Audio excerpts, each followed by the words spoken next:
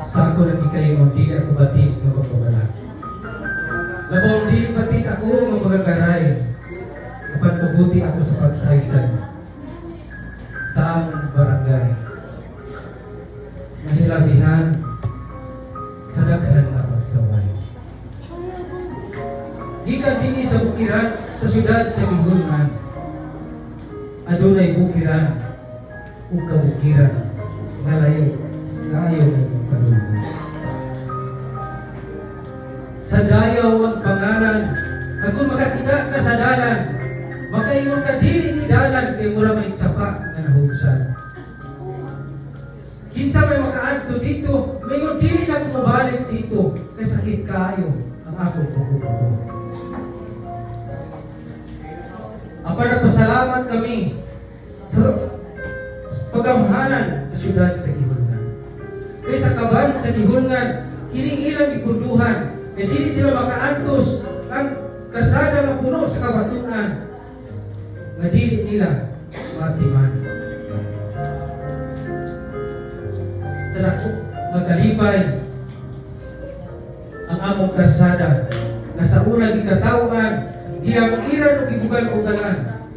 Karon aduna nay kausaban. Ang padili lang sa ingon ni anak, nasunda na ang mga proyekto. Kung binaagi sa atong utang niyon, ang kasada na siminto na. Ang padili lang ka na may programa na iyang ilala. Kundi hasta ang mga kasikiyuhan sa atong mga barangay maatiman.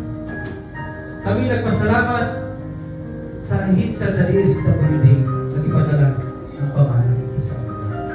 Ano ka itong mga sityo nga lisod kaayo? Ang mga tao, nagikan sa ilang umahan, sila maglukdo, apan karon kay simentado na, diritso na sa motor ng pasahero. Apan ka ng mga programa, kami nga mga voluntaryo, anda mo serbisyo, isang wala ang isweldo. Siguro isang isweldo. Wala. Muna, kagalang mong programa pa, amo ng parehaso, kadungganan, nga amo ng atimanon, sa tabuhit kami sa kadungganan. Nagkunduna kay manindot na binuhatan, bisag mawala ka sa kalibutan, ang panasulat ay mong pangalan, sulod sa iyang kadungganan. Muna na tao sa pulo